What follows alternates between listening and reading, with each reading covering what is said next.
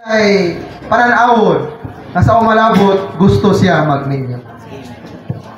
Apan karon na problema, dili siya magminyo o dili sama niya. Si Adan sa tanaman sa Eden, sa gikaingon kanina, nagtanong siya dito. Pagtingin niya na mga hayop, wala siya masatisfy sa iyang pagtanaw sa tanaman sa Eden kay wala may sama niya. Ang proseso niya sa pagkuha o gusok niya dan din sa walang bahin. Mao diay ito yung pagkatulog. Ipatulog mo siya sa gioperahan. Mao to ang tipolohiya ni Kristo nga namatay dito sa cross. Ang iyang pagpalansang sa cross mao pod ang sama sa pagkatulog ni Adan dito sa pag-opera sa Diyos diha niya. Dayon sa pagpalansang sa cross ni Kristo, namatay siya dito, dayon dito gipalungkwa ang iglesia. Saman sa iyang pagpalansang sa cross. Wala siya nagpamahingala, wala siya nagpabilin sa iyang pagpalansang. Sa ikatulong adlaw nahimo siyang espiritong tagatag o kinabuhi. Mga higala, kung pagkasal lang sa tawhanon, ganay magpakasal ka sa pamilya ko, basta dili lang ka dili lang ka muupo sa 18, pwede ka magpakasal. Kanay, 4 days ranay sa kasal unya ni Kristo, ni Kristo o sa iglesia. Nay, dali ranay magpakasal, basta nalang kay Uya Brad, na kay kwarta, dali na ka makapakasal, o ka na hinigugma ay mo. Pero ang problema mga higala, mga igsoon, kaning si Kristo o sa iglesia. Unya, muli ta, magdala o tatagda kong pangutana nga, maka-appeal ba ko?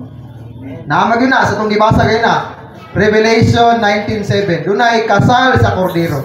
Munang bauno na ito niya sa itong pag-uli, maka-appeal ba ko sa kasal sa kordero? Right? Amen. So, unsa giday ka, dili gamay nga butang ning kasal mga igsoon.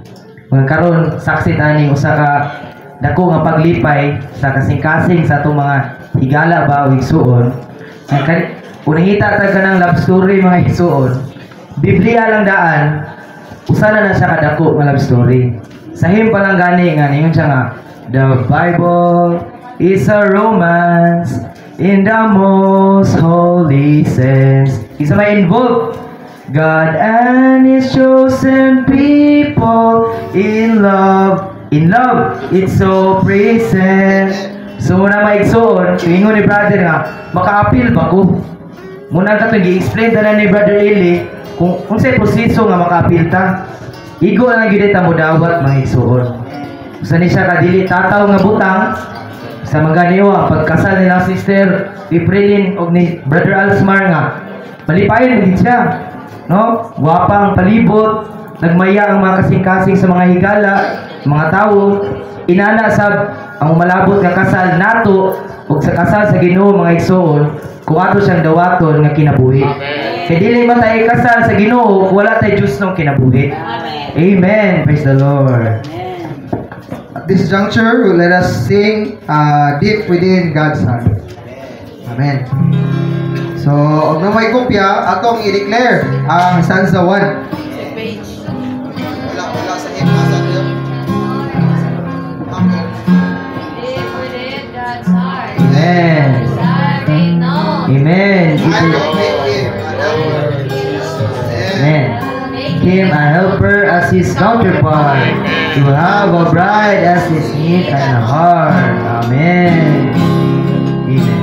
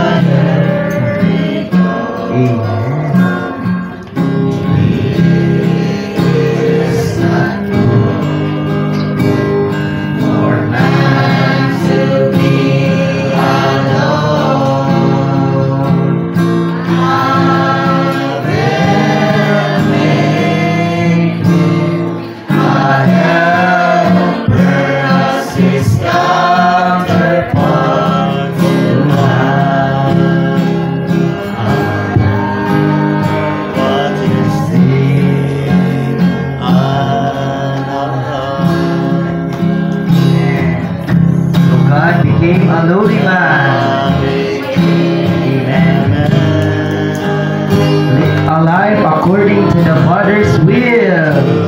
the Father's will.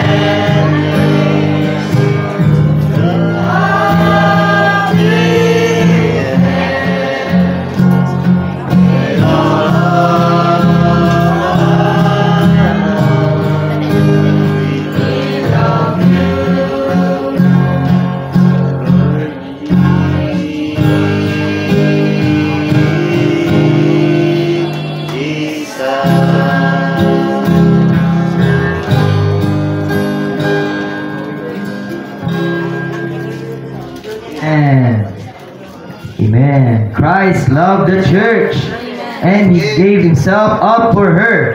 A love surpassing comprehend. Such mercy and grace to apprehend. With all of our hearts, we love you, Lord Jesus. Amen. And at this juncture, mga igsuon, for the solemnizing, niya si Brad Aljen Ojoyla.